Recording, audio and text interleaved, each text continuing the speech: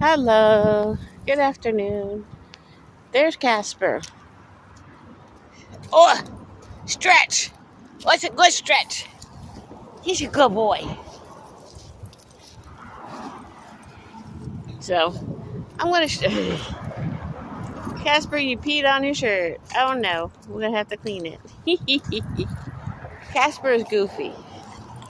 So, I'm going to share a little bit about Casper's story. Come on, Boo Boo. Come on, Boo. Let's go. See, Casper is a rescue. God brought him in my life. I had no intention to have another dog, but he showed up. And how he showed up was I lived on this property that had two houses. The house above me had two dogs. One was him, another was a black pit, and a cat. And the landlord, so I named him Casper because he would always disappear and then come back. So I called him Casper the friendly dog, or Casper the ghost. And the landlord had its owners arrested. And so that meant the dog was abandoned. And the other dog was abandoned and the cat was abandoned. So at that time, I had two senior dogs, had no intentions of getting another dog because it's very hard to find a place to rent.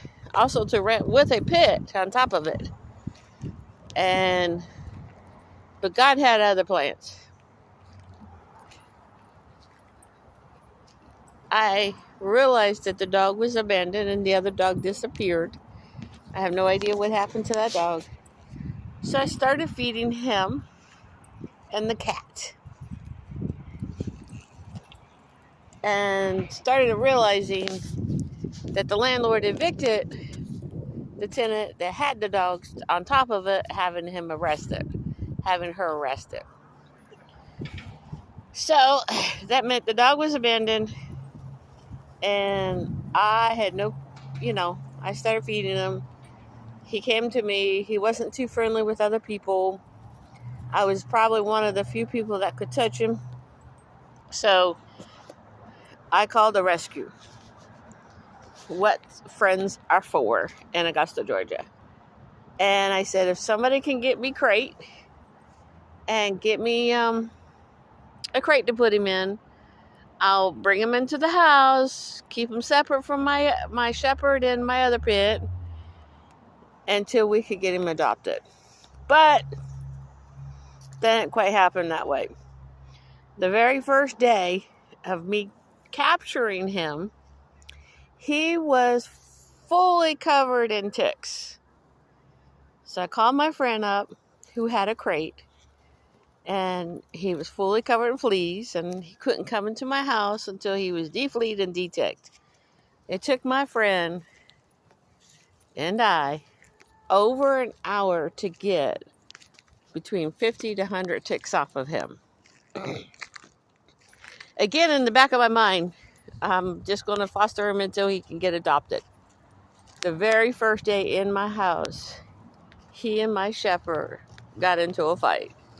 But luckily, he was in a crate, and my shepherd was on the outside.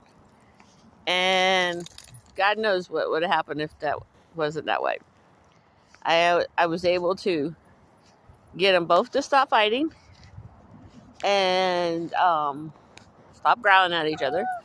And I basically had to correct my shepherd, who was he was the alpha dog, or he was the dog that, he's the senior dog. He was trying to get him to obey. But I had to let my shepherd know I was the boss and that was not appropriate what he did. Then I let him know, Casper know, that also that behavior was not appropriate. So we went back down to meet and greet and a calm environment. I called That's What Friends Are For up and said, hey, he's not going to stay in my house.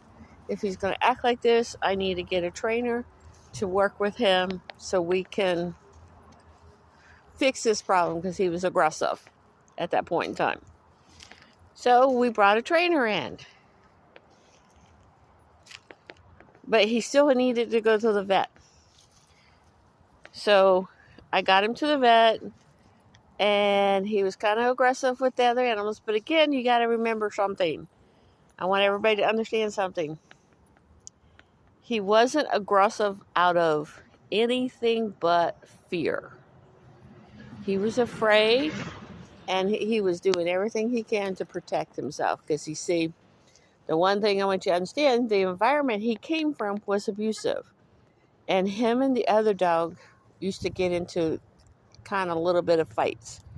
But again, that's the fights that they were happening was them trying to figure out who's alpha dog or who's senior dog. So again, in my house, I had 2 senior dogs, and 2 dogs, my seniors, were over 60 pounds apiece. And so I was doing everything to make sure they didn't get into a fight. And I had plenty of room, so they all kept separate. He actually eventually got his own room. And that's where he stayed. So with the trainer coming, and I had never worked with a dog that was so fearful. And when I mean fearful, he was afraid of your hand raising over his head.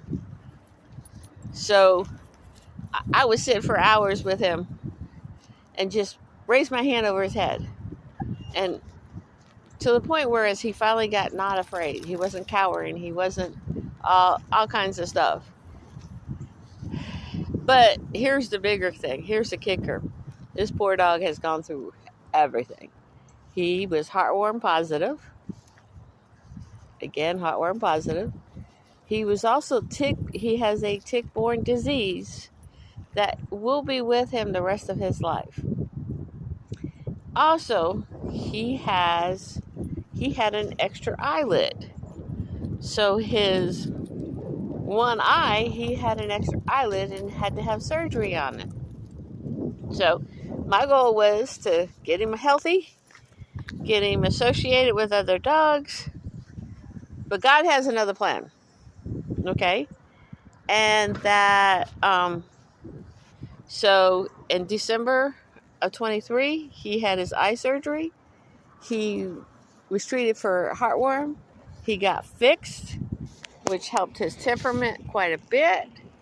He got trained every single week between the trainer coming out and also working with the other dogs, walking them in the pack, to the point where as he became best friends with my shepherd and him.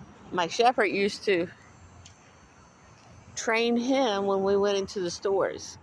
We started at a certain point in time when we felt he was good enough and okay, we started taking him to Lowe's and other stores to walk around it. Because see, at one point in time, the trainer convinced me into making him my service dog for my diabetes. And I was like, okay, so he started becoming my service dog because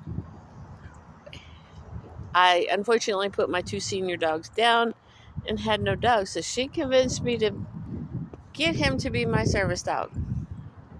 And plus, I'm going to be traveling across country some point in time and he'll be a good companion for me. So we started training him to be a service dog. We started taking him to stores, getting him out in the public, he was so afraid of the shopping carts. There was so much we were working on for him for the past year to be my service dog. So now he's overcome heartworm. He will always have a tick-borne disease from all those ticks. So I'm going to say this here to everybody. Please keep your dogs on tick medication, tick and flea medication, and the heartworm medication. Because that is not cheap.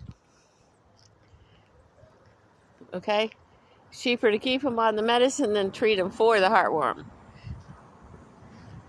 Then, a month ago, he has, if you notice, he has a shirt on.